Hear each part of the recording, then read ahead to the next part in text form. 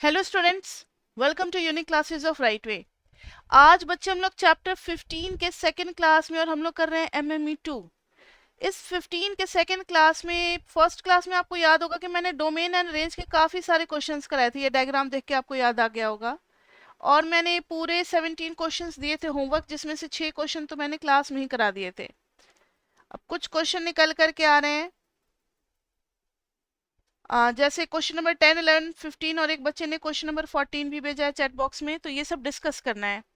आप पीडीएफ देख सकते हो। जिन बच्चों ने ज्वाइन कर लिया उनको पीडीएफ मिलता होगा, वेबसाइट पे लिखा हुआ है। ये रहा पूरा पीडीएफ जिसमें टोटल 17 क्वेश्चंस हैं डोमेन एंड रेंज पे। ठीक है, तो ये क्वेश्चन का आप स्क्रीनशॉट ले सकते हो अभी जो स्क्रीन पे दिख रहा है। जिन बच्चों के पास नहीं है या जिन बच्चों की पहली क्लास है, जिन बच्चों ने एडमिशन नहीं लिया, जल्दी से इसका स्क्रीनशॉट ले लो। यही है वो 17 क्वेश्चंस डोमेन एंड रेंज वाले। ले लिया सबने स्क्रीनशॉट? अब इन्हीं के क्वेश्चंस हम लोग डिस्कस करने वाले हैं। क्वेश्चन नंबर 10 देखना बच्चे, क्वेश्चन नंबर 10 में है, ये डाउट्स निकल करके आए हैं। क्वेश्चन नंबर 10 में है f x y is equal to, आप प्लीज म्यूट योर माइक। जब आपको पूछना हो तभी आप अनम्यूट करें। 1/√x-y, ये है एफ एक्स वाई की वैल्यू 1/√x-y। अब डोमेन के लिए एक बात बताओ जरा, कि यहाँ पर स्क्वायर रूट भी है और रेशियो फंक्शन भी है। स्क्वायर रूट भी है और रेशियो फंक्शन भी है। तो हम लोग करेंगे x minus y should be greater than equal to 0। क्या इक्वल टू लेना सही रहेगा यहाँ पर? नो मैम, क्योंकि ये डिनोमिनेटर में भी है। तो दोनों लॉजिक पे एक साथ काम करना है। रूट के अंदर में है तो रूट के अंदर की चीज को तो हम ग्रेटर देन इक्वल टू करते हैं, but at the same time it is in the denominator also. So we can not take it as equal to 0। तो जब हम इक्वल टू 0 नहीं ले सकते तो फिर x minus y should be greater then 0 only. अब देखो, y को उधर लेते जाओगे, x इधर रह गया, तो y is less then x। अब इसमें कहाँ दिक्कत आती है बच्चों को? ग्राफ बनाने में दिक्कत आती होगी। और इस बार बच्चे डोमेन एंड रेंज जिनकी पहली क्लास है उनको थोड़ा बता दें कि पहले जब फर्स्ट सम में हमने डोमेन पढ़ा था तो वहां खाली x की वैल्यूज हमें डिसाइड करनी होती थी। तो x की वैल्यूज एक नंबर लाइन पे हम डिसाइड कर लेते थे कि इतने से इतने के बीच में है, तो इंटरवल आ जाता था। अब क्या है कि डोमेन में x और y दोनों आने वाले हैं, और x और y दोनों आने का मतलब we will get a certain set of points जो कि एक रीजन को रिप्रेजेंट करेगा, एक ग्राफिकल रीजन को रिप्रेजेंट करेगा। ठीक है, तो y is less then x। तो जब भी हम इनइक्वलिटी का ग्राफ बनाते हैं तो एक छोटी सी बात याद रख लो कि ग्राफ तो बनता है बच्चे पहले इक्वल टू का। तो y is equal to x is this line 45 degree वाला ना, और हमेशा आप डॉटेड लाइन से करो, this is y is equal to x। अब इन्होंने कहा है कि y जो है वो लेस देन x होना चाहिए। y मतलब height of the graph, vertical height जो है वो इस लाइन से नीचे नीचे रहना चाहिए। y लेस देन x है तो यानी हम इस लाइन के नीचे वाला रीजन शेड करेंगे। ये हो गया पूरा। समझ में आई बात? नहीं आई तो देखो, नहीं आई तो देखो क्या इसका मतलब होता है। जैसे अगर आप 1 पुट कर रहे होगे तो 1 पे क्या हो जाएगा? 1 पे 1 हो जाएगा। तो जब x 1 डालेंगे तो y क्या हो गया? 1। लेकिन हमें x y पे 1 y नहीं चाहिए। अगर x 1 है तो y should be less than 1, उससे कम चाहिए। उससे कम चाहिए यानी ये सब y चलेगा, बस 1 नहीं चलेगा। उससे कम ही y चाहिए। कम y चाहिए तो हम इस लाइन के कहाँ रहेंगे? नीचे रहेंगे। बात आ रही है सबको समझ में? तो अब हमारा डोमेन जो है वो ब्लू वाला शेडेड रीजन होगा ग्राफिकली। और डोमेन जब हम लिखेंगे सेट बिल्डर फॉर्म में तो किस तरीके से लिखेंगे डोमेन को? Domain is equal to all pair of ordered pair of x and y such that y is less than x and xy belongs to real number। Clear है बच्चे ये वाला क्वेश्चन? Question number 10। 10 के बाद आ रहा है 11। किसी और को कोई क्वेश्चन पूछना है? देखो यही 4 डाउट निकल करके आए हैं 1 to 17 में। किसी का अगर और कोई डाउट है तो मुझे चैट बॉक्स में लिख दो, वो भी क्वेश्चन करा देंगे अभी। 10 हो गया, 10 के बाद 11। 11 में है f of u v is equal to root under u into v. Root के अंदर में है u इंटू वी, तो root under u into v का मतलब है ये तभी डिफाइंड होगा जब u इंटू वी क्या हो जाएगा, greater than equal to 0। u into v is greater than equal to 0। u into v is greater than equal to 0। चलो एक और क्वेश्चन निकल करके आए, कर्व डिस्कस करना है 7 और 9। दो क्वेश्चन निकल करके आए हैं, क्वेश्चन नंबर 7, क्वेश्चन नंबर 9। तो यहां देखो u into v greater than equal to 0 तभी होगा जब केस 1 में u भी पॉजिटिव, v भी पॉजिटिव, और केस 2 में u भी नेगेटिव और v भी नेगेटिव, क्योंकि दो नेगेटिव का प्रोडक्ट फिर क्या होगा बताओ, पॉजिटिव होगा। दो नेगेटिव का प्रोडक्ट क्या होगा बताओ, पॉजिटिव होगा, और दो पॉजिटिव का प्रोडक्ट भी पॉजिटिव होगा। ये बात आ रही है सबको समझ में? अब कोई मुझे बता सकता है u और v दोनों पॉजिटिव का मतलब क्या होगा, किस तरीके से ग्राफ में हम रिप्रेजेंट करेंगे, क्या बताएगा ये? First quadrant, very good. यहाँ हाँ, तो यहाँ पर हम u ले लेंगे इधर की तरफ और इधर ले लेंगे v, और u और v दोनों इक्वल टू हैं। इक्वल टू है यानी हम इस पे भी हैं, इस लाइन को भी ले रहे हैं, y एक्सिस को भी, x एक्सिस को भी, और फर्स्ट क्वाड्रेंट ये पूरा, this is our domain set. और साथ ही साथ दोनों नेगेटिव, यानी ये भी है, ये भी है, और दोनों नेगेटिव यानी ये थर्ड क्वाड्रेंट। तो हमारा डोमेन हो गया फर्स्ट एंड थर्ड क्वाड्रेंट। और डोमेन जब हम लिखेंगे तो ऐसे लिखेंगे x and y such that both are of same sign, both are of same sign. आप ऐसे भी लैंग्वेज में लिख सकते हो, and u v belongs to real number. या फिर आप और भी कर सकते हो कि domain is equal to, sorry u v लिखना है ना, not x y, u we, और मैथमेटिकली भी लिख सकते हो कि u is greater than equal to 0 and v is greater than equal to 0, और u is negative and v is negative, और u v belongs to r। Clear बच्चे? Question number 11।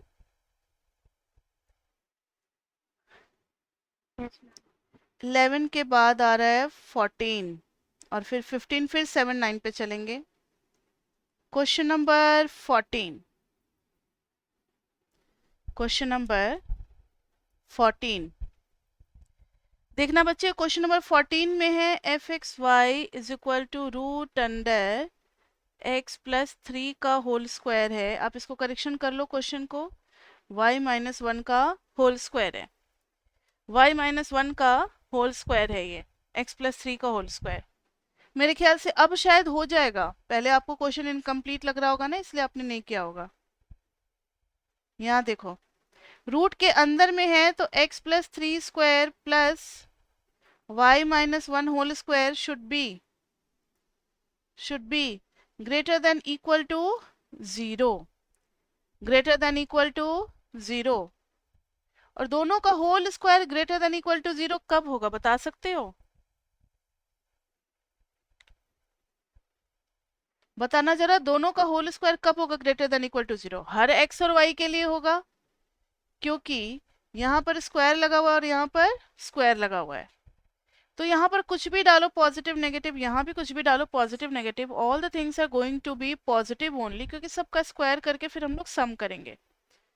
तो हर चीज पॉजिटिव होने वाला, तो आप कुछ भी डाल सकते हो। इसलिए यहाँ पर डोमेन हो गया all points, all points graphically सारे पॉइंट हो गए इन R2 प्लेन, R2 प्लेन के सभी पॉइंट्स हो गए। और D में हम लोग लिखेंगे all pair of x and y such that x y belongs to real number. कोई भी पॉइंट बना दो, सब इसमें सेटिस्फाई करेंगे।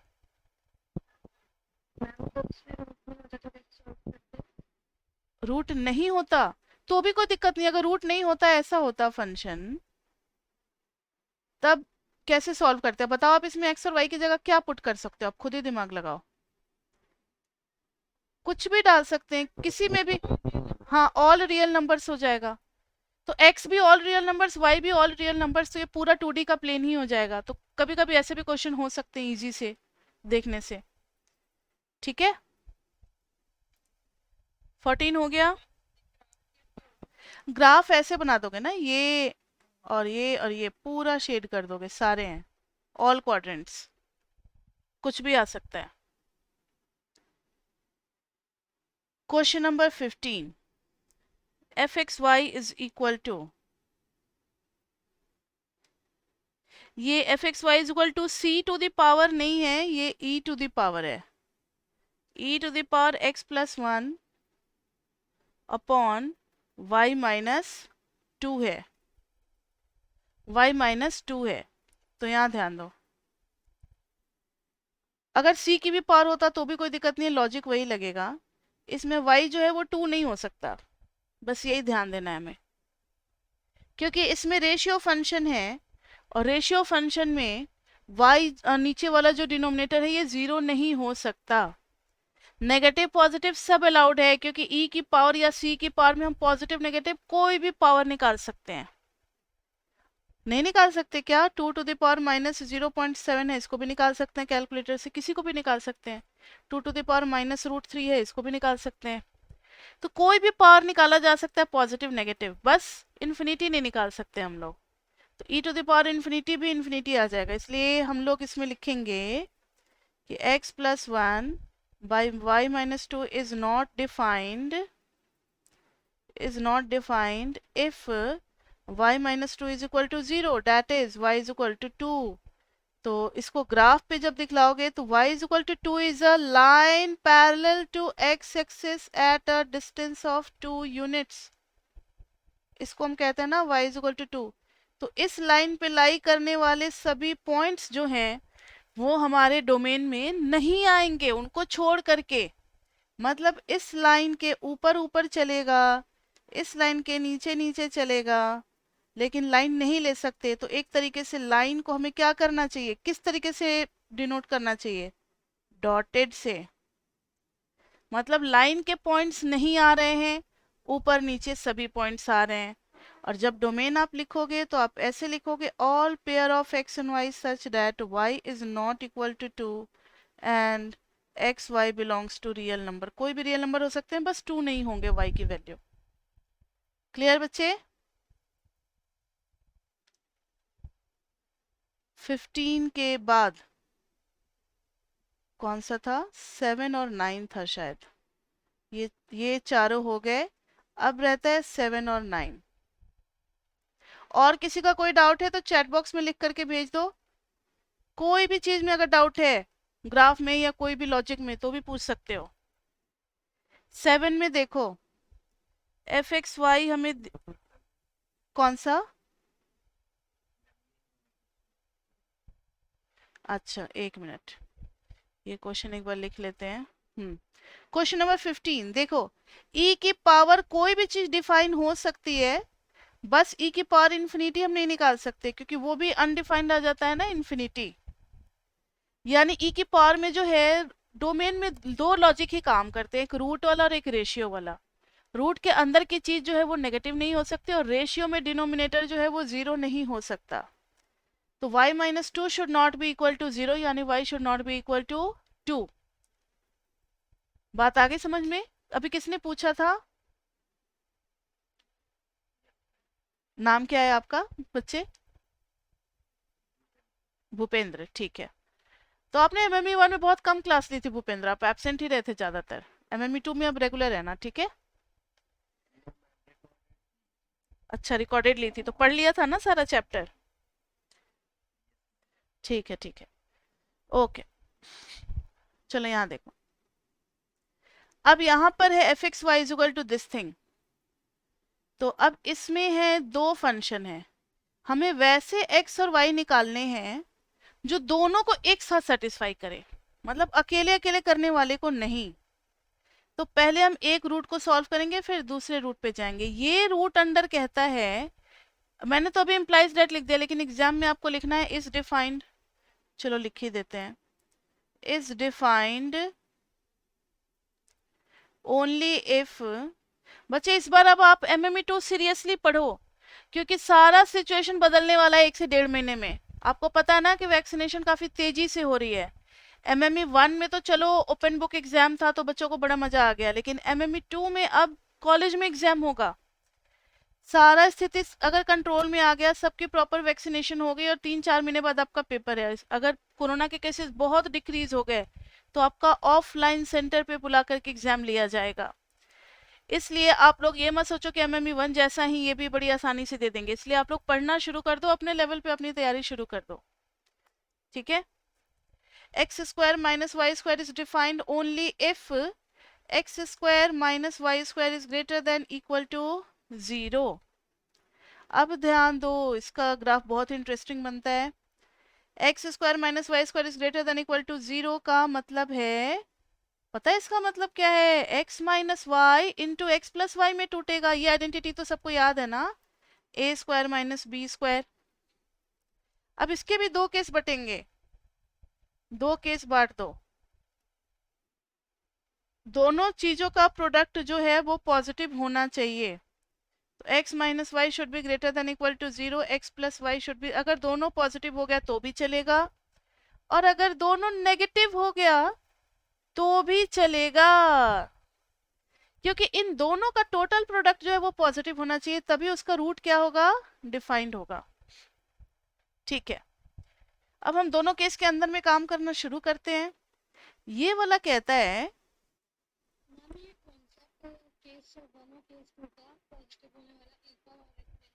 ठीक है यहाँ देखो, अगर दो चीजों का प्रोडक्ट पॉजिटिव है, आप बच्चे बताओ ना, -2 इंटू -3 का प्रोडक्ट क्या आएगा? पॉजिटिव आएगा। क्यों? क्योंकि दोनों ही नेगेटिव थे। फिर 2 इंटू 3 का प्रोडक्ट भी पॉजिटिव आएगा, लेकिन क्या -2 इंटू 3 का प्रोडक्ट आएगा पॉजिटिव? नहीं ना। तो वही चीज हम लोग यहाँ कर रहे हैं, दोनों को देखो ना पॉजिटिव कर दिया, या फिर दोनों एक साथ नेगेटिव होंगे तभी दोनों का प्रोडक्ट क्या आएगा? बीच में प्रोडक्ट है ना, पॉजिटिव आएगा। ठीक है, और पॉजिटिव क्यों जरूरी है? क्योंकि पॉजिटिव का ही अंडर रूट निकाला जा सकता है ना, ये चैप्टर 1 में पढ़ा रखे हैं। नेगेटिव का अंडर रूट नहीं निकाल सकते, क्योंकि कॉम्प्लेक्स नंबर अब हमें पढ़ना ही नहीं है, रियल नंबर हम पढ़ रहे हैं बिजनेस मैथमेटिक्स में। ओके बच्चे, ठीक है। अब जब ये समझ चुके हो तो अब छोटे छोटे लेवल पे पढ़ना शुरू करो। इस इक्वेशन में क्या हो जाएगा?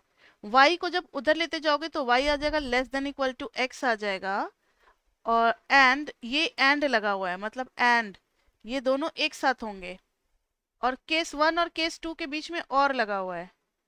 ठीक है, यहाँ पर क्या है? x plus y is greater than equal to 0, तो y is greater than equal to -x। And का मतलब होता है कि दोनों को साथ साथ देखना है, हमें इंटरसेक्शन निकालना है। ध्यान देना जरा, y less than equal to x के लिए हम ग्राफ तो पहले y is equal to x का ही बनाएंगे। ये किसकी ग्राफ हो गई? y is equal to x की। और ये किसकी ग्राफ हो गई बताओ? y is equal to -x की। ठीक है, अब इसमें कह रहे हैं फर्स्ट वाले में कि y छोटा होना चाहिए x से, यानी y छोटा होना चाहिए x से, यानी इसके नीचे नीचे नीचे नीचे नीचे नीचे चलेंगे। इसका आ गया। अब ब्लू वाला लेंगे सेकंड के लिए, y greater than equal to -x होना चाहिए, यानी इस लाइन के ऊपर ऊपर ऊपर ऊपर ऊपर ऊपर चलेंगे। अब देख रहे हो ग्रीन पोर्शन कहाँ हुआ है?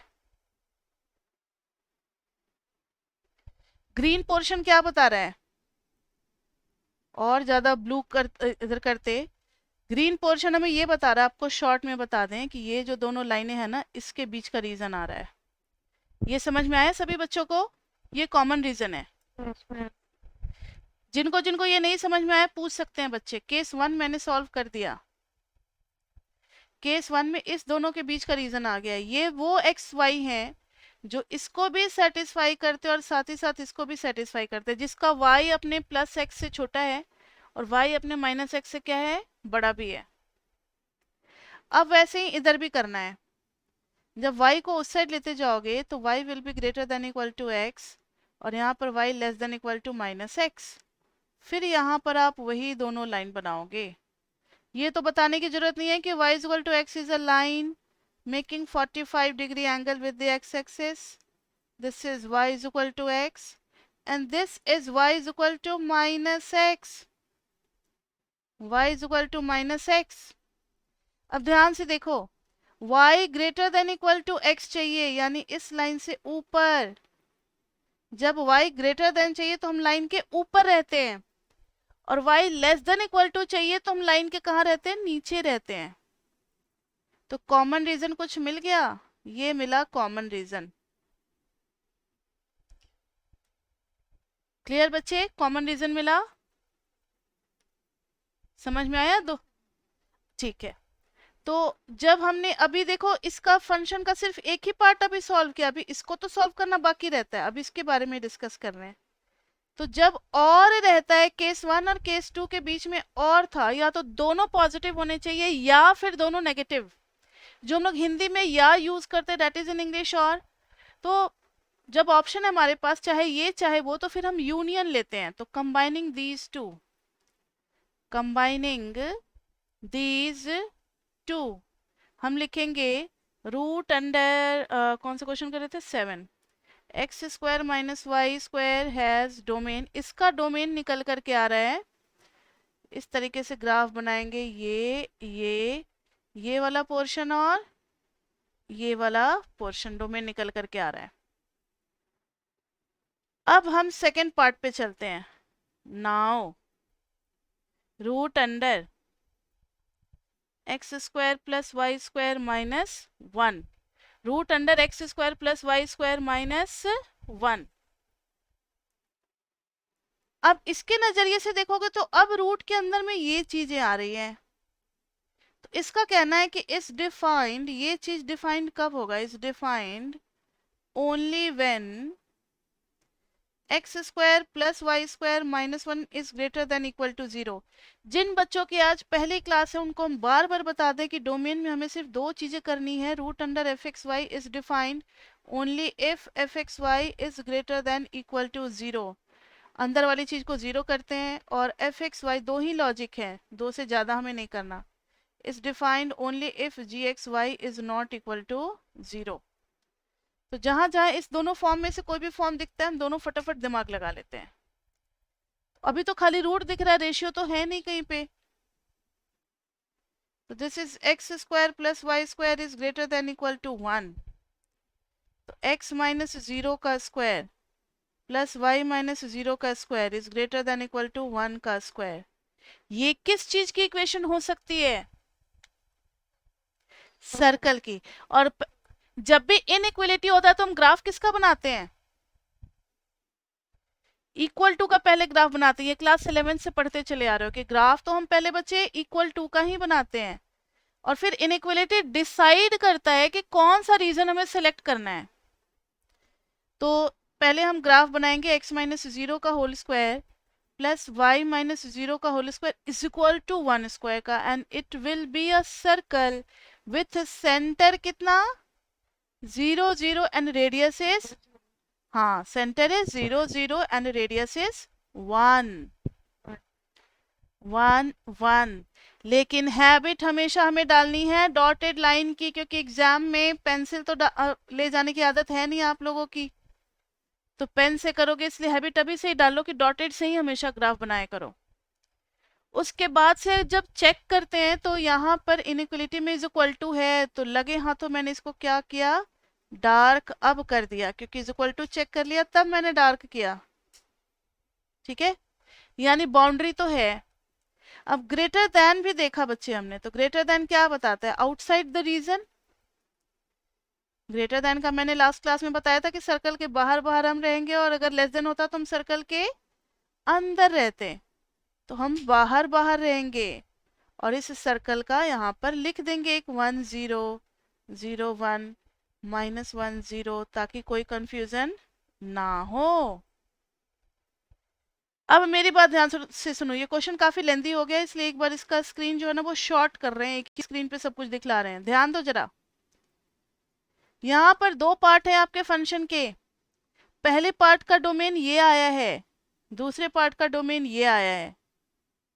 अब हमें दोनों का इंटरसेक्शन निकालना होगा, क्योंकि function is combination of these two function, एक इस फंक्शन का और एक इस फंक्शन का, दोनों का कॉम्बिनेशन है। तो दोनों का कॉम्बिनेशन होने के लिए हमें वैसे एक्स वाई को चूज करना पड़ेगा जो दोनों को एक साथ सेटिस्फाई करें, यानी दोनों का इंटरसेक्शन निकालना पड़ेगा। किसी को कोई डाउट इसमें? तो फाइनली लिखेंगे हम लोग, finally combining the two figures या two domain, हमें क्या मिलेगा? ध्यान से देखो,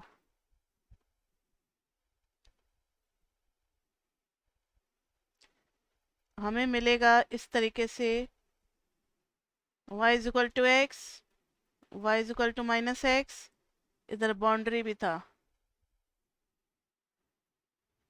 ठीक है, हमें इस दोनों लाइन में रहना है इसमें, लेकिन सर्कल के बाहर बाहर along with the circle boundary. तो ये देखो, समझ में आ गई बात? बाउंड्री के साथ बाहर बाहर, बाउंड्री के साथ बाहर बाहर, ये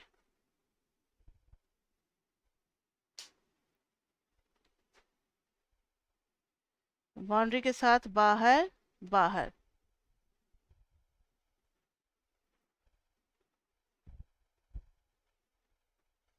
ये हो गया हमारा पूरा डोमेन, लेकिन कुछ पॉइंट का तो अता पता लग नहीं रहा, तो उसको भी तो ढंग से लिखना है ना, ताकि एग्जामिनर को कोई मौका नहीं दे नंबर काटने का। और ये है y is equal to x, ये है y is equal to minus x. So shaded region is our domain. इसमें किसी को कोई डाउट? और जब आप सेट बिल्डर फॉर्म में लिखोगे तो आप ऐसे लिखोगे, all pair of x and y such that. अब दोनों कंडीशन को निकाल करके लाओ। यहाँ आया था कि x square plus y square should be greater than equal to 1, एक तो ये कंडीशन निकल करके आई थी, ग्रेटर देन इक्वल टू 1, और एक कंडीशन क्या निकल करके आई थी, x square minus y square is greater than equal to 0।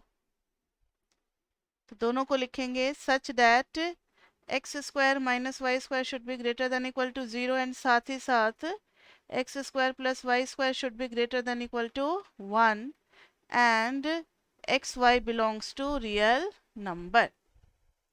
Clear बच्चे? ये था हमारा क्वेश्चन नंबर 7। यस, किसी को कुछ पूछना है इसमें?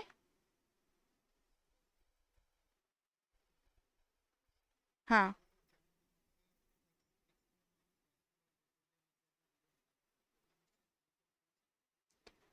हाँ, वहीं पर भी छोड़ सकते हो, और वहीं पे भी छोड़ सकते हो, या फिर इसको सॉल्व कर ही देना ना, कि जो दोनों कंडीशन के केस 1 और केस 2 के फाइनल आए थे, मतलब यहाँ तक कर देना। ये बता रहे हैं कहाँ तक, ये जो लिखा और ये जो लिखा बिना ग्राफ बनाए ऐसे लिख सकते हो। ठीक है,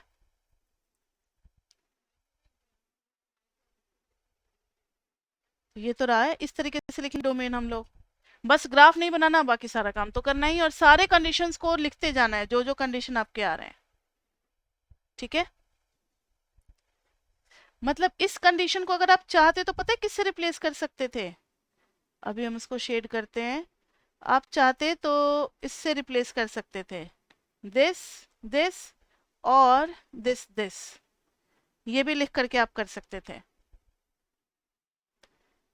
ठीक है, इनके बीच में प्रॉपरली एंड लगाना पड़ता, फिर और लगाना पड़ता सेमी कॉलन पुट करके, ताकि ये पता लगता है कि ये एक अलग चीज है और ये एक अलग चीज है। तो इसमें इसमें कंफ्यूजन नहीं होता। सेमी कॉलन लगाना मत भूलना, हर जगह अच्छे से लगाते हैं हम लोग। जब दो चीजों को सेपरेट करना होता है ना एक दूसरे से, तब सेमी कॉलन लगा देते हैं। नहीं तो पढ़ने वाले को लगेगा दिस और दिस, फिर एंड दिस, वो कुछ और ही समझ लेगा।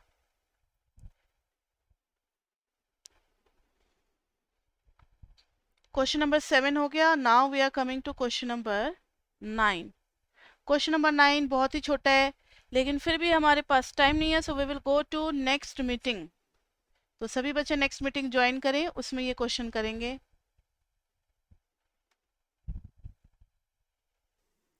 बच्चे देखो क्वेश्चन नंबर 9 बहुत इजी है, अब तो फटाफट आपको इसका आंसर बताना चाहिए। अंदर वाली चीज होनी चाहिए पॉजिटिव।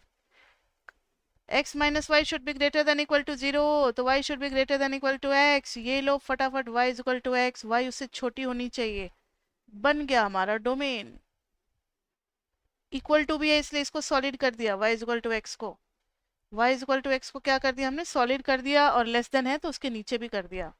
अब डोमेन लिखेंगे तो डोमेन में लिखेंगे all pair of x and y such that y is less than equal to x, and साथ ही साथ एक्स वाई रियल नंबर से बिलोंग करेगा। और किसी को कोई डाउट बच्चे? मेरे ख्याल से इतने ही क्वेश्चन थे ना, एक बार चेक कर ले पीछे जा करके। 7 9, हाँ हो गया है। 10 हो गया, 11 हो गया, 15 14 7 9 हो गए सारे क्वेश्चन। डोम हाँ 8, ठीक है। क्वेश्चन नंबर 8 देखो, एक और निकल करके आया है।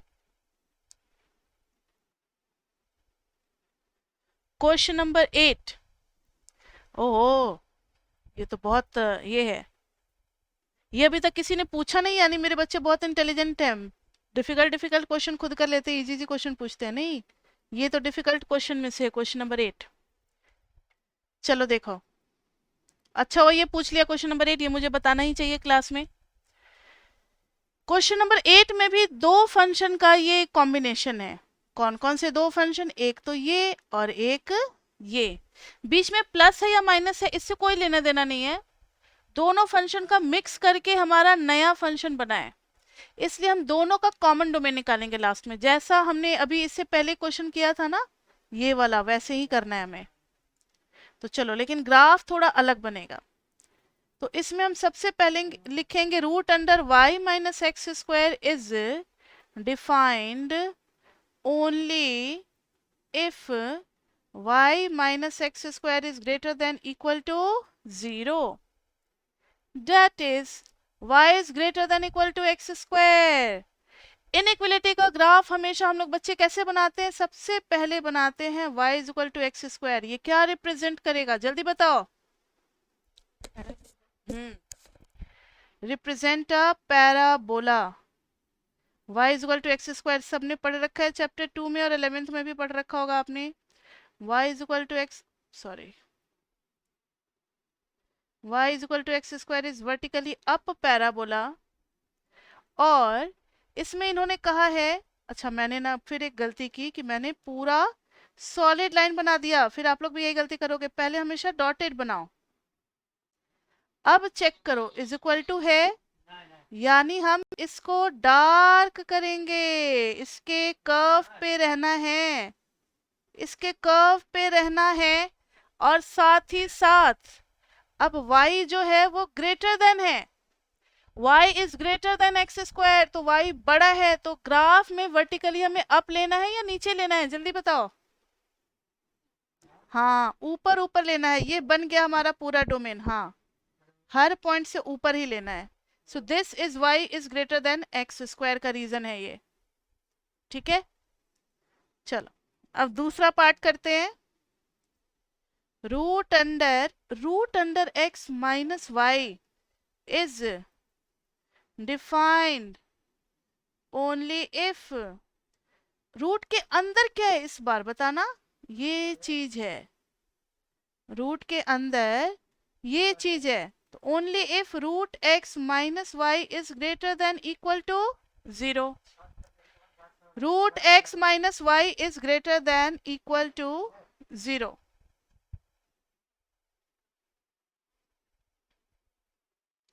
अब देखो y को उधर लेते जाओ, तो y is less than equal to root x, y is less than equal to root x का ग्राफ हमने पढ़ा ही नहीं है बच्चे, ये एक किसी ग्राफ का पार्ट है। किसका पार्ट है? Is a part of y square less than equal to x का दोनों साइड अगर स्क्वायर कर दोगे तो उसका ये पार्ट है। कैसे पार्ट है अभी आते हैं उस पे। y square is equal to x का ग्राफ बनता है ये, फिर मैंने गलती की, बार बार हम गलती करके आपको ये बताना चाह रहे हैं कि आप ये गलती नहीं करोगे, ये डॉटेड लाइन से ही आपको ग्राफ बनाना है। अब इज इक्वल टू है तो अभी संभल करके, यहाँ पर है y less than equal to root x, तो इससे हमें पहुंचना है y is equal to root x का। y is equal to root x का मतलब है सिर्फ पॉजिटिव पार्ट, सिर्फ हाफ लेंगे, नीचे वाला नहीं लेंगे। ये किसको किसको नहीं समझ में आया पूछो।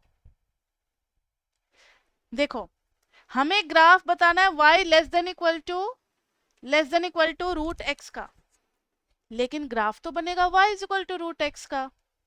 y is equal to root x का तो हमने ग्राफ पढ़ा नहीं है, तो जब स्क्वायर किया स्क्वायर किया स्क्वायर किया तो ये मिल रहा है हमें, और इसका ग्राफ तो हमने पढ़ा है बच्चे, y square is equal to x is a graph parabola. अब y is equal to root x में आपने चैप्टर 1 में पढ़ा हुआ है एमएमई में कि अगर पहले से रूट दिया रहे तो हम समझते हैं कि इट इज ओनली पॉजिटिव, इसकी खाली पॉजिटिव वैल्यू लेनी है, यानी हम ग्राफ का सिर्फ वही पोर्शन लेंगे जिसमें पॉजिटिव y आ रहा है। पॉजिटिव y का मतलब है एक्स एक्सिस से ऊपर वाला पार्ट, इसलिए मैंने सिर्फ इसको डार्क किया है। ये बात आई समझ में? अब y को करना है लेस देन, y को लेस देन करना है, तो लेस देन करना है तो कहां तक रहेंगे, इसके नीचे नीचे नीचे नीचे नीचे, इसके नीचे का सारा लेंगे, ठीक है, इसके नीचे का सारा लेंगे। y less than equal to root x से नीचे y कुछ भी आ सकता है। आगे बात समझ में बच्चे? ठीक है, ये ग्राफ जो है ये इसको ही हमने डार्क किया है, नीचे वाले पोर्शन को डार्क नहीं किया है, क्योंकि y is equal to root x के ग्राफ में राइट हैंड साइड पे जो रूट एक्स है ना, इसका मतलब है y is equal to plus root x, यानी y इज ऑलवेज पॉजिटिव, यानी y is equal to root x में हम इस ग्राफ का खाली ये वाला पोर्शन लेंगे, क्योंकि यहाँ यहीं पर y जो है वो पॉजिटिव है और इधर y क्या हो जाता है नेगेटिव, तो खाली ऊपर वाला पोर्शन लिया। अब ग्राफ तो बना लिया, लेकिन इनइक्वलिटी कहता है, इनइक्वलिटी कह रहा है y जो होगा उससे नीचे रहना चाहिए, तो ऐसा नहीं है कि हम सिर्फ फर्स्ट क्वाड्रेंट में ही करेंगे, ये सारे y आ जाएंगे, इसके नीचे वाले भी। आप खुद ही देखो ना, y नेगेटिव डालोगे तो भी चलेगा, -50 डाल दो +50 हो जाएगा, चलेगा, ठीक है।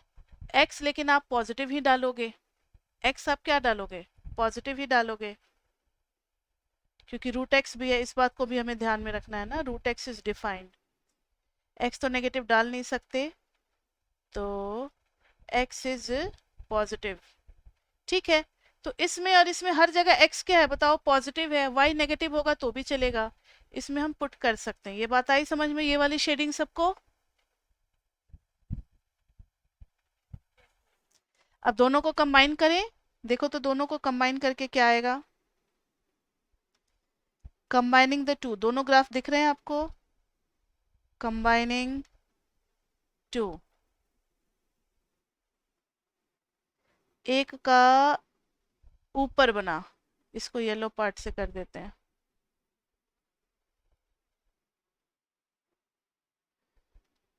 एक जो है वो ऐसे जा रहा है,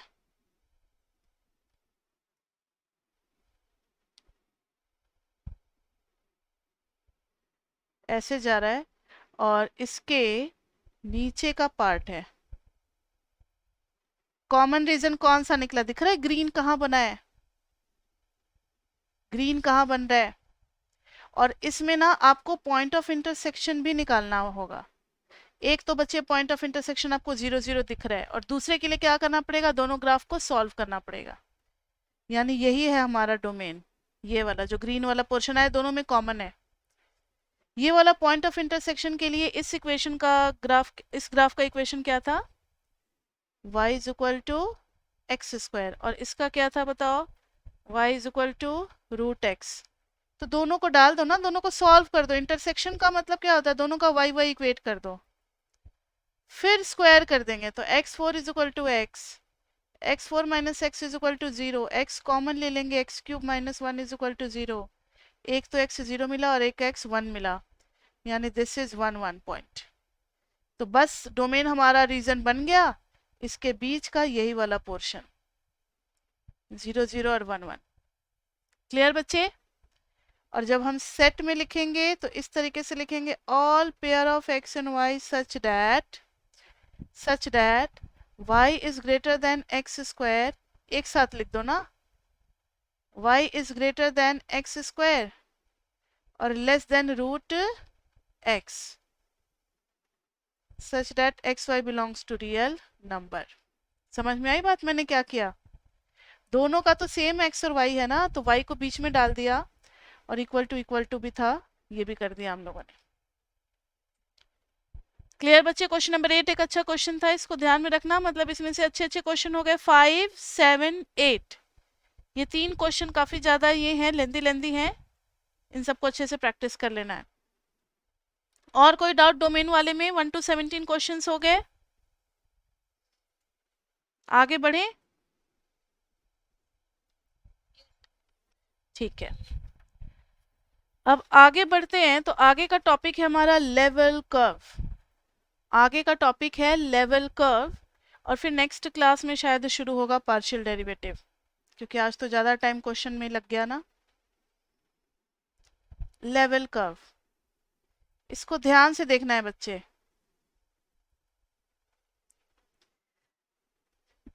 इसमें से कौन कौन से बच्चे आईसीएसई से आए हुए हैं? 10th आईसीएसई से किया होगा जिन बच्चों ने, कोई है ऐसे बच्चे? बस एक ही बच्चे, नाम बताना अपना। अनन्या। तो आपने ज्योग्राफी में फिर पढ़ा होगा टोपोशीट, पढ़ा था? हाँ हाँ, तो 10th में ज्योग्राफी में था टोपोशीट। टोपोशीट में ऐसी ऐसी लाइनें बनी होती थी, कंटूर लाइंस, मुझे अभी तक याद है क्योंकि मैंने भी 10th आईसीएसई से ही किया हुआ है। इन कंटूर लाइन के बीच में क्या था? गैप, 20 मीटर का गैप होता था, हर कंटूर लाइन के बीच में 20 मीटर का हाइट होता था, गैप होता था।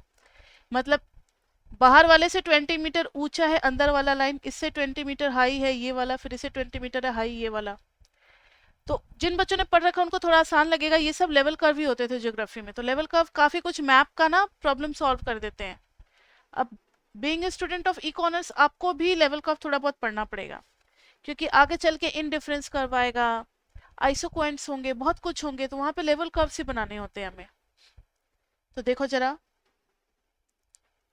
एक अभी छोटा सा एग्जाम्पल लेते हैं, पहले इसका 3D बनाएंगे फिर लेवल कर्व बनाएंगे। तो सबसे पहले मैंने एक एग्जाम्पल ले लिया, z is equal to x square plus y square, इसका ग्राफ बनाना है हमें। अब इतना आसान नहीं होगा ग्राफ बनाना, क्योंकि ग्राफ बनाते वक्त आपको कहाँ जाना पड़ेगा बताओ बच्चे? 3D में जाना पड़ेगा। अब x भी है, y भी है और z भी है।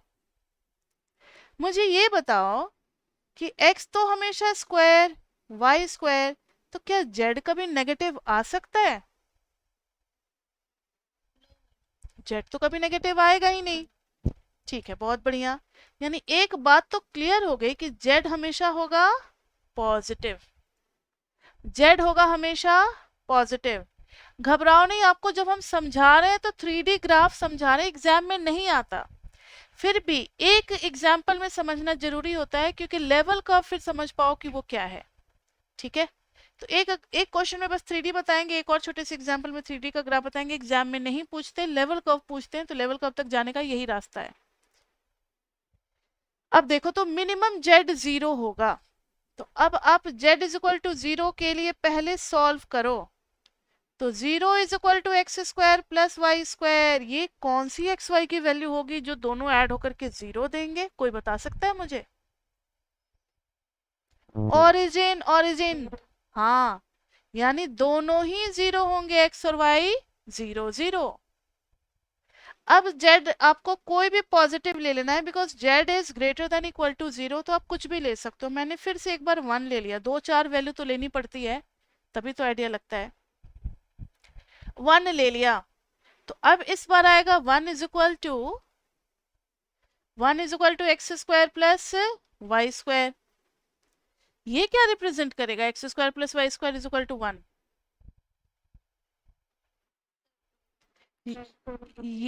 हाँ, circle with centre at origin and radius 1। अब अगर कोई बच्चा z इज इक्वल टू 2 ले ले, तो उसका तो ऐसा आ जाएगा ना, √2 का square is equal to x square plus y square, मतलब ये भी एक सर्कल है, ये भी एक सर्कल है। बस अब डिफरेंस क्या हो रहा है, सर्कल का सेंटर तो वही रह रहा है, रेडियस क्या हो रहा है, बढ़ता जा रहा है। सेंटर वही रह रहा है और रेडियस क्या हो रहा है, बढ़ता जा रहा है। ये कहाँ 1 था और ये हो गया √2 0। 1 से बड़ी वैल्यू होती है ना √2, 1.414 समथिंग। तो अब आपको आइडिया लग गया होगा, अगर हम z इज इक्वल टू 4 डाल दें तब आप समझ चुके होंगे कि मैम ने 4 क्यों डाला, क्योंकि ये 2 का इजीली स्क्वायर हो जाता है। तो ये एक सर्कल हो जाएगा विथ रेडियस 2। अब ज्यादा निकालने की जरूरत नहीं है, यही पैटर्न फॉलो हो रहा है। अब z की वैल्यू बढ़ाते चलो, सर्कल का बस रेडियस या डायमीटर बढ़ता चला जा रहा है। अब देखो कुछ आइडिया लगा होगा इसमें किसी को, ग्राफ बनाते हैं।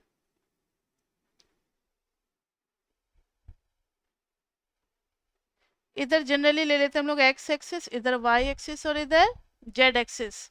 ये चैप्टर 12 में भी किया होगा वेक्टर में। अब ध्यान दो, जेड इज इक्वल टू 0, यानी आप बिल्कुल अपने रूम में फ्लोर पे हो, फ्लोर पे ओरिजिन हो गया एक रूम का आपका कॉर्नर, जिसको आप नीचे फ्लोर का एक कॉर्नर को आप ओरिजिन मान लो। मान लो कि आपका चेयर यहाँ लगा हुआ है, टेबल यहाँ लगा हुआ है, बैठ के पढ़ रहे हो। और इसको जरा शेड कर देते हैं तब आपको समझ, ये आपके रूम का फ्लोर है, ये आपके रूम का क्या है, फ्लोर है। आप यहाँ पर बैठ करके पढ़ रहे हो, तो आपके सामने लेफ्ट बॉटम जो कॉर्नर है, लेट दैट बी ओरिजिन। सबके रूम में ये वाला कॉर्नर होगा, आप अपने कॉर्नर वाले को मान लो ओरिजिन नीचे। अब उसके सहारे जो सामने में वॉल है, उसके ऊपर आप बढ़ते चले जाओगे तो आपका जेड बढ़ता चला जाएगा। यानी Z1 ये हो गया, Z2 ये हो गया, Z3 ये हो गया। बात आ रही है समझ में, क्या बताना चाह रहे हैं? अब हाइट बढ़ता चला जा रहा है। Z1 पे सर्कल मिला कितने रेडियस का, 1 रेडियस का। Z2 पे थोड़ा बड़ा सर्कल मिला, Z3 पे सॉरी Z4 पे ले लो, और बड़ा सर्कल मिल गया। जब आप सारे सर्कल को ज्वाइन करते हो तो आपका ग्राफ कुछ 3D में ऐसे बन जाता है। और भी ऊपर जाओगे और भी सर्कल्स मिलते चलेंगे। मतलब ये एक कप नहीं बन गया, कप जिसमें आप चाय पीते हो, दिख रहा है, या कोन या कप समझ लो। मतलब जिसका बॉटम ओरिजिन है, जिसका बॉटम ओरिजिन है, और ऊपर बढ़ते चले जा रहे हैं, और सर्कल का डायमीटर क्या हो रहा है, इंक्रीज होता चला जा रहा है। जैसे गाजर को आजकल हम लोग काटते हैं, नीचे कोनिकल पार्ट होता है, काटते चलो ऊपर डायमीटर क्या होता है, बढ़ता चला जाता है। वैसे ही ये है। तो 3D में ये एक कप दिख रहा है। तो ये तो चलो फिर भी आसान ग्राफ था, कप हमने बना लिया, और हमें कुछ कुछ इमेजिनेशन में हम समझ भी गए कि ये 3D में कैसा फिगर दिख रहा होगा। लेकिन हर 3D का फिगर बनाना इतना आसान नहीं है, इसकी एक अलग पढ़ाई होती है। आर्किटेक्चर वगैरह जो करते हैं ना, बी आर्किटेक्चर, उनको मैथ्स इसीलिए लिया जाता है क्योंकि वो मैथ्स के कर्व और सारी डिजाइनिंग करते हैं, हर चीज का इक्वेशन बनाते हैं, उनको काफी ज्यादा नॉलेज होती है। हमें नहीं इतना ग्राफ बनाना, हम तो इको ऑनर्स कर रहे हैं, कहाँ घुस रहे हैं आर्किटेक्चर में। तो एक का समझ लिया। अब लेवल कर्व क्या है, इस बात के बारे में जरा समझो। हम तो ऐसा ग्राफ सब जगह नहीं बना सकते ना। लेवल कर्व जो है, किसी 3D फिगर को आप कट करो हर लेवल पे, हर गिवन जेड पे, हर हाइट पे आप उसको कट करो और देखो आपके हाथ में क्या आया, उसको आप स्केच कर दो, दैट इज लेवल कर्व।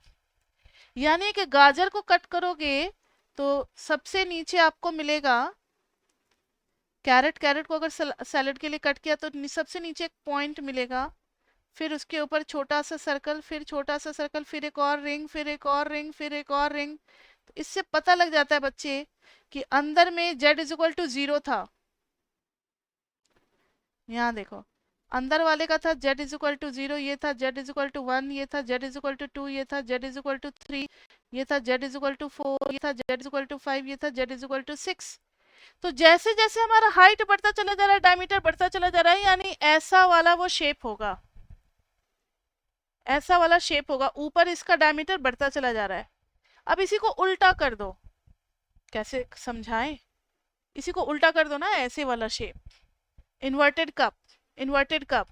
तो जितना जेड बढ़ेगा ऊपर में एक पॉइंट, और जेड घटेगा तो उसका डायमीटर बढ़ता चला जाएगा, तो वो इन्वर्टेड कप होगा। यानी अगर आप ऐसा वाला कुछ इमेजिन करते हो कि z इज इक्वल टू 10 पे डॉट मिल रहा है, z इज इक्वल टू 9 पे बड़ा circle, z is equal to 8 पे बड़ा circle, z is equal to 0 पे सबसे बड़ा सर्कल, तो आप इमेजिन कर सकते हो कि फ्लोर से एक हिप ऑफ सैंड नहीं होता, पहाड़ का स्ट्रक्चर है ये एक हिल का स्ट्रक्चर है, ये एक हिल का स्ट्रक्चर हो जाएगा। तो ये होते हैं, यस, नहीं वही तो समझा रहे हैं, ये आपको समझना है।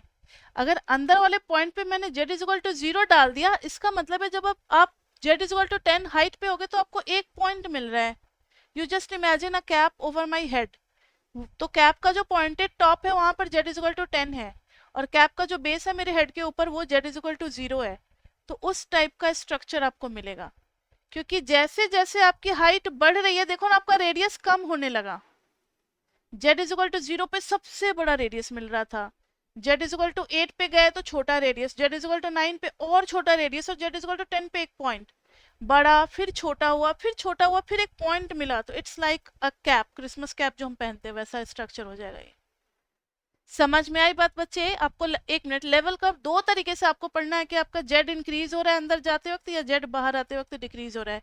इसका शेप कुछ ऐसा बनेगा और इसका शेप कुछ ऐसा बनेगा। हाँ पूछो, जो बच्चे पूछ रहे थे।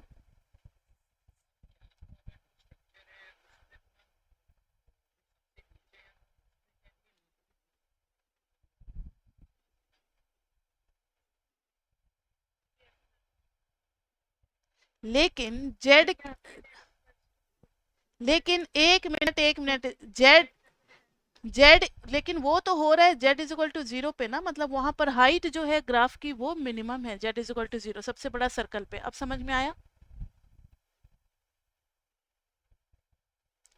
जेड इज इक्वल टू 0 पे सबसे बड़ा सर्कल नजर आ रहा है, तो ये देखो जेड इज इक्वल टू 0 वाला सर्कल ये रहा, इसका रेडियस सबसे बड़ा है, यानी बॉटम पे सबसे बड़ा सर्कल है। उसके ऊपर जैसे जैसे हाइट बढ़ रही है, जब हम वर्टिकली अप जा रहे हैं, इससे ऊपर ये अप जा रहे हैं, इससे ऊपर ये जा रहे हैं, इससे ऊपर अप ये जा रहे हैं, तो साइज छोटा होता चला जा रहा है। आप इसको इतना इजीली समझो ना, सबसे नीचे सबसे बड़ा सर्कल, उसके ऊपर छोटा सर्कल, उसके ऊपर छोटा सर्कल, उसके ऊपर एक पॉइंट, बन गया कैप। आई बात समझ में? ये मत सम हाँ रेडियस तो सबसे ज्यादा होगा, Z is not radius, Z Z तो उसका हाइट बता रहा है कि किस हाइट पे ये मिलेगा हमें। ठीक है, ये वाला सर्कल किस हाइट पे मिलेगा वो जेड बता रहा है, जेड रेडियस नहीं है। हाँ बोलो।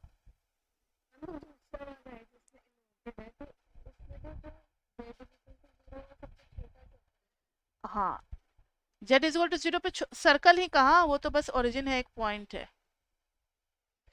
ठीक है, z is equal to 0 is this plane, इस प्लेन में बस एक ये हुआ, और जब आप जेड इज इक्वल टू 1 जा रहे हो तो you are at this plane, तब आपको ये वाला सर्कल मिलेगा। फिर आप जेड इज इक्वल टू 2 पे काटोगे तो आपको ये वाला सर्कल मिलेगा। आ रही है बात समझ में?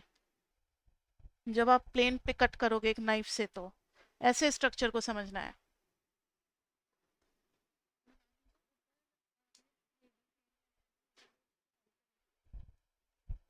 एक मिनट, हाँ इसमें जैसे जैसे ऊपर जा रहे हैं देखो रेडियस क्या हो रहा है, बढ़ता जा रहा है। जेड की वैल्यू देखो यहाँ पर, इस वाले सर्कल के लिए जेड इज इक्वल टू 1 है, इस वाले के लिए जेड इज इक्वल टू 2 है, जेड इज इक्वल टू 3 है, जेड इज इक्वल टू 4 है। इन्वर्टेड के लिए आप बनाओगे तो कुछ ऐसा आपका बनेगा, लाइक दिस वे। ठीक है, तो जैसे, सॉरी मैंने नीचे बना दिया, ऊपर ही बना दो क्योंकि उसका तो ग्राफ ऐसे अगर बना दिया, तो इसका z इज इक्वल टू 0 पे सबसे बड़ा सर्कल, इसका रेडियस कुछ और ही होगा। इसके लिए हम लिखेंगे z is equal to 0, z is equal to 1, z is equal to 2, मान लो ये z इज इक्वल टू 3 तक ही जा रहा है। अब बात आ गई समझ में? रेडियस तो अलग चीज है, ये मत समझना कि z बढ़ रहा है तो रेडियस भी बढ़ रहा है, तो बड़ा सर्कल होना चाहिए, z का रेडियस से कोई लेना देना नहीं है। ठीक है, यह भी मैंने समझाया है आपको। हम्म।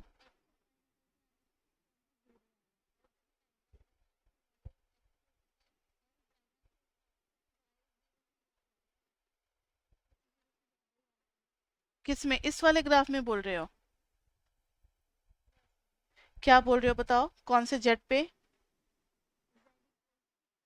हाँ। हाँ ठीक है। हम्म। क्यों y जीरो पे बनेगा? इस सर्कल का जब आप कहीं भी आप रेडियस मेजर करोगे तो वो हर जगह कितना आएगा? 2 2 2 2 आएगा। आप साइड व्यू देख रहे हो इसलिए आपको ये रेडियस इक्वल नहीं दिख रहा है। आप ऐसे देख लो, जब फिर ऊपर से जाकर के झांकोगे तो हर जगह रेडियस क्या होगा? सेम होगा। आई बात समझ में? ठीक है। ज्यादा 3D ग्राफ को बिल्कुल इमोशनली नहीं लेना है आपको, लेवल कर्व पे ध्यान देना। आप देखो क्वेश्चन इसके कितने इजी इजी आते हैं। क्वेश्चन एक क्वेश्चन कराते हैं ना, फिर समझ में आ जाएगा। एक बजट प्लेन वाला है क्वेश्चन है, वो करवाते हैं। आज भी लेवल कर्व खत्म नहीं हो पाएगा क्योंकि इसमें ना 3 4 क्वेश्चन मुझे कराने होते हैं। बजट प्लेन का क्वेश्चन देखो कि हमारे पास ना $m है खर्च करने को, ये MME 1 में भी था। हमारे पास गुड 1 है, फिर गुड 2 है, गुड 3 है। 3 टाइप के गुड्स हैं, सबके नंबर दे रखे हैं। इसका हमने x क्वांटिटी परचेज किया, इसका y, इसका z। सबके प्राइस दे रखे हैं, इसका प्राइस है p, इसका है q, इसका है r। अगर हम पूरा नहीं खर्च कर रहे, कुछ बचा भी रहे हैं, सेविंग इज ऑल्सो अलाउड, तब हमारा बजट कंस्ट्रेंट क्या बनेगा? कोई बता सकता है? गुड 1 पे हम खर्च करेंगे p into x. Good y पे हम कितना इन्वेस्ट करेंगे सेकेंड गुड पे? q into y. Third good पे हम कितना इन्वेस्ट कर रहे हैं? z into r. z is the number of quantity and r is the price per quantity. तीनों को ऐड कर देंगे और वो m के बियॉन्ड नहीं जा सकता, यानी p x plus q y plus rz should be less than equal to m. This is our budget constraint. This is our budget constraint. Clear बच्चे? ये तो इक्वेशन बनाना सबको आ गया समझ में।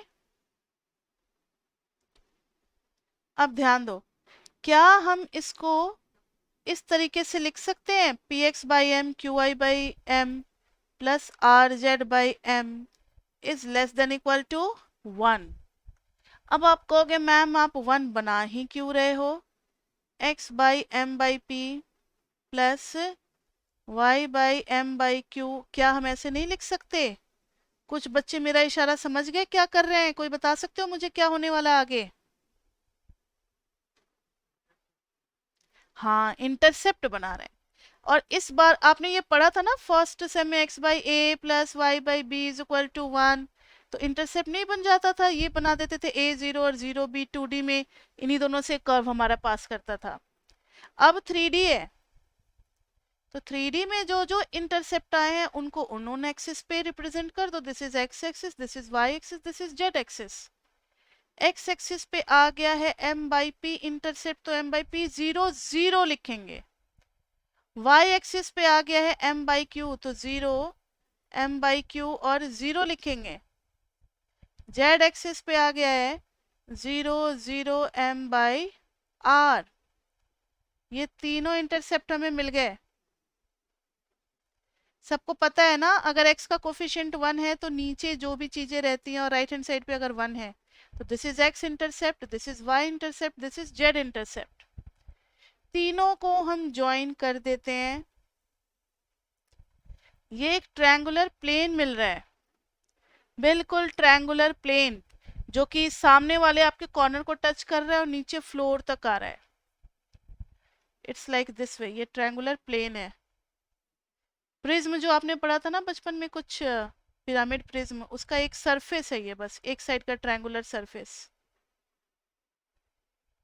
अब इस सरफेस पे जो जो पॉइंट आएगा, अगर पॉइंट हमारा यहाँ आ रहा है, it is under the budget, under the budget, under the budget. अगर यहाँ आ गया तो हम कुछ नहीं सेविंग कर रहे हैं, पूरा एम खर्च कर रहे हैं। अगर बाउंड्री पे आ गए तो बाउंड्री पे आ गए यानी हम पूरा एम खर्च कर दे रहे हैं। अगर अंदर है तो कुछ ना कुछ बच रहा है, और बाहर है अगर कोई पॉइंट, कोई एक्स वाई जेड का कॉम्बिनेशन है, तो हम कहते हैं this is not possible with the given amount of m dollar.